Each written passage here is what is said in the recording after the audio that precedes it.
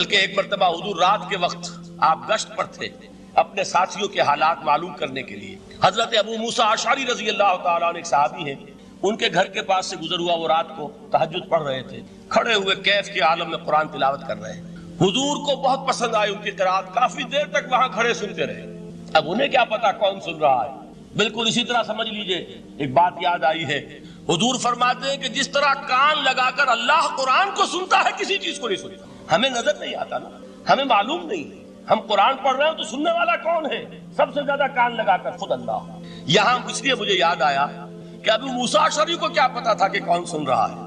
وہ اپنی کیفیت میں نماز میں تہجد میں قرآن کی تلاوت کر رہے تھے، اور ظاہر بات ہے ان کے گھر ایکڑوں میں بنے ہوئے نہیں تھے، ایک ایک کمرہ، ایک ایک کوئی حجرہ، ایسے تو گھر تھے نا صحابہ کے. لہذا حضور پاس سے گزرے، آواز آئی، کافی دیر سنتے رہے. اس کے بعد آپ تشریف لے گئے. صبح فجر میں ملاقات ہوئی تو حضور نے تحسین کے انداز میں فرمایا، یا ابا موسیٰ انک قد اوتیت مزمارا من مزامیر آل داؤد. اے ابو موسیٰ، تمہیں تو آل داؤد کے سازوں میں سے ایک ساز اللہ نے عطا فرما دیا. جس طرح حضرت داؤد لہن داؤدی مشہور ہے کہ جب وہ پچھلے پہر رات کو حمد کے ترانے الاپتے تھے، قرآن میں ہے کہ پرندے شامل ہو جاتے تھے ساتھ، اور پہاڑ وجد میں آتے تھے، پہاڑ بھی ان کے ساتھ شریک ہوتے تھے. تو جس طرح کا اللہ نے ان کو لہن عطا فرمایا تھا، حضور نے تحسین کے انداز میں فرمایا ہے ابو موسیٰ اشعری، اللہ نے تمہیں بھی آل داؤد کے سازوں میں سے ایک ساز عطا فرمایا ہے. بہرحال قرآن مجید کا جو یہ میوزک ہے، قرآن کے الفاظ کا جو حسن ہے، جہاں تک حسن معنوی ہے وہ تو ہر لفظ میں ہے، لیکن یہ حسن ظاہری، حسن صوتی، حسن لفظی، یہ اپنے کلائمیکس پر آپ کو نظر آئے گا سورہ رحمان. لیکن قرآن میں یہ سورت اس اعتبار سے بھی ممتاز ہے، اس کی 4 آیات پر ذرا توجہ کریں گے، عجیب حقائق سامنے آئیں گے. جہاں یہ قرآن مجید کے حسن صوت اور حسن لفظی کی معراج ہے، وہیں اس کی پہلی 4 آیات میں 4 چوٹی کی چیزوں کا ذکر ہے، سب سے اونچی چیز ہے. پہلی آیت کیا ہے؟ الرحمن. ایک آیت ہو گئی. رحمان کیا ہے؟ اللہ کا نام ہے. کبھی آپ نے غور کیا اللہ کے ناموں میں سب سے پیارا نام کون سا ہوگا؟ رحمان. کیوں؟ اس کا مادہ کیا ہے؟ رحمت.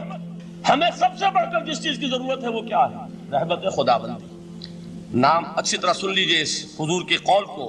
حضور فرماتے کوئی شخص جنت میں مجرد اپنے عمل کی بنیاد پر داخل نہیں ہو سکے گا جب تک کہ رحمت خداوندی دستگیری نہ کرے. کسی صحابی نے بڑی ہمت اور جرأت کا ثبوت دیا کہ پوچھ لیا، کیا حضور آپ بھی؟ جب آپ نے فرمایا کوئی شخص داخل نہیں ہو سکتا جنت میں محض اپنے عمل کی بنیاد پر جب تک کہ رحمت خداوندی جو ہے وہ دستگیری نہ فرمائے. پوچھا گیا کیا آپ بھی؟ آپ نے فرمایا ہاں میں بھی. آپ انداز کیجئے کہ اگر محمد الرسول اللہ بھی رحمت خداوندی کے ضرورت مند ہوں تو تاب دیگراں چے رسد، ہماری تو سب سے بڑی ضرورت رحمت خداوندی. اب یہ رحمت جو ہے قرآن مجید میں اللہ تعالیٰ کی یہ شان 2 الفاظ کے ذریعے سے آتی ہے، رحیم اور رحمان.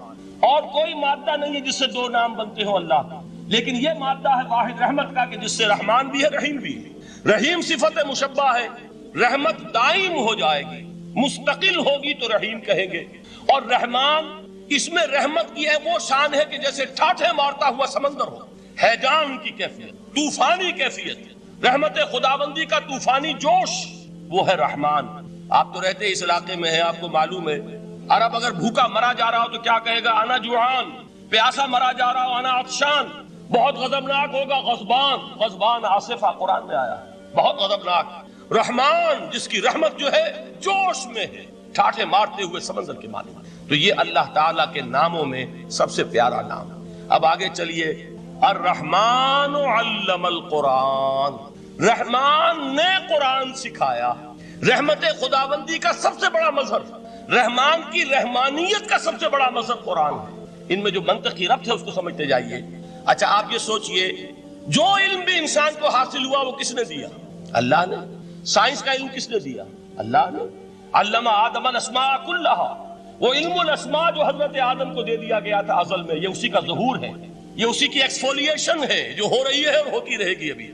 اور دوسرے علم ہے وہ کس نے دیا؟ اللہ نے.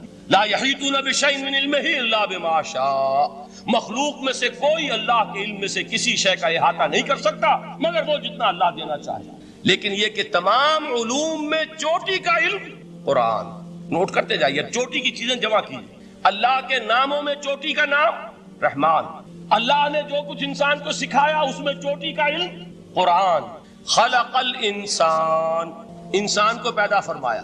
سوال یہ کہ حیوانات کو کس نے پیدا فرمایا؟ آسمان کس نے پیدا کی؟ زمین کس نے پیدا کی؟ فرشتے کس نے پیدا کیے؟ کیا مطلب خلق الانسان؟ اس کی تمام مخلوقات میں اس کا کلائمیکس، اس کی تخلیق کی معراج، اس کے تخلیق کا نقطہ عروج انسان ہے۔ یہ ہے کہ جو مسجود ملائک بنا ہے۔ وَلَقَدْ كَرَّمْنَا بَنِي آدَمَ وَحَمَلْنَاهُمْ فِي الْبَرِّ وَالْبَحْرِ وَرَزَقْنَاهُمْ مِنَ الطَّيِّبَاتِ وَفَضَّلْنَاهُمْ عَلَى كَثِيرٍ مِّمَّنْ خَلَقْنَا تَفْضِيلًا۔ تو تخلیق میں سب سے اونچی تخلیق انسان کی، علموں میں سب سے اونچا علم قرآن کا، اللہ کے ناموں میں سب سے اونچا نام رحمان۔ تقاضے پورے کرو۔ تقاضے کیا ہے؟ ایمان ہے تو عمل درست ہونا چاہیے، ایمان ہے تو جہاد ہونا چاہیے، ایمان ہے تو جان اور مال کھپانی چاہیے۔ تو جو ایمان دوسرے لوگ جس طرح لائے ہیں، حمزہ بھی تو ایمان لائے ہیں، آخر ان کا راستہ تمہیں نظر نہیں آ رہا؟ ابو بکر ایمان لائے ہیں، ان کی طرح ایمان لاؤ۔ تو انہوں نے کیا کہا؟ انؤمن کما آمن السفہاء، کیا ہم اس طرح ایمان لائے جیسے یہ بے وقوف لائے؟ سفیہ کا لفظ تو سبھی جانتے ہیں، یہ سفہاء کسے کہہ رہے ہیں؟ آپ نے پڑھا تو بہت مرتبہ ہوگا ان آیات کو، کبھی سوچا کس کو کہہ رہے ہیں؟ وہ ابو بکر کو کہہ رہے ہیں، وہ حمزہ کو کہہ رہے ہیں، وہ عمر کو کہہ رہے ہیں۔ ان کی تو مت ماری گئی، غرہ ہؤلاء دینہم، انہیں تو کوئی ہوش ہی نہیں۔ 2 مرتبہ حضرت ابو بکر نے وہ کام کیا ہے کہ ہر ورلڈلی وائز انسان یہ کہے گا کہ حماقت کی ہے جس کے سامنے دنیا ہے۔ جب ہجرت کے لیے حضور تشریف لے جا رہے تھے، 40,000 درہم کا سرمایہ تھا، جبکہ حضرت ابو بکر ایمان لائے۔ مکے کے چوٹی کے تاجروں میں سے تھے جو ملک تجار کہلاتے، لیکن اب وہ روپیہ کہاں خرچ ہوا؟ بلال کو خریدا، روپیہ دے کے خریدا یا ویسے ہی خرید لیا؟ آزاد کر دیا۔ ابو فقی کو خریدا، آزاد کر دیا۔ 6 ہیں غلام اور کنیزیں محمد رسول اللہ پر ایمان لانے والے، جن کو ابو بکر نے اپنے پیسے سے خریدا اور آزاد کیا۔ یہ روپیہ تو پگھل رہا ہے نا، جو تھوڑی بہت پونجی رہ گئی ہے۔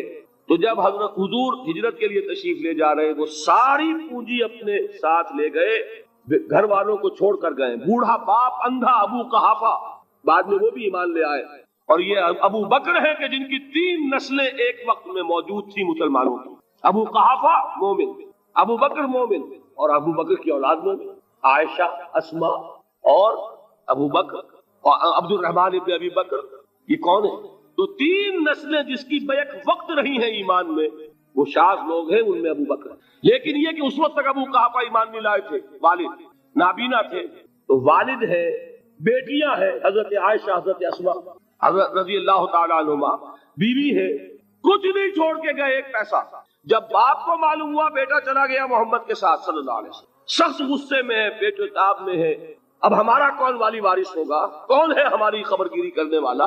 بیٹیوں سے، پوتیوں سے اپنے پوچھتے کچھ چھوڑ کے بھی گیا کہ نہیں؟ انہوں نے کہا ہاں ابا جان۔ کیا کیا انہوں نے؟ کبھی پڑھے ہیں واقعات؟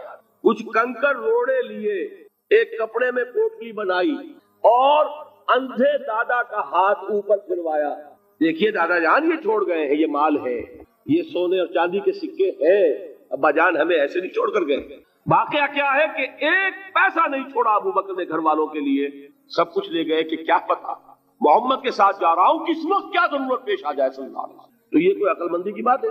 اپنے غریبانوں میں جھانکی، آپ یہ عقل مندی کریں گے؟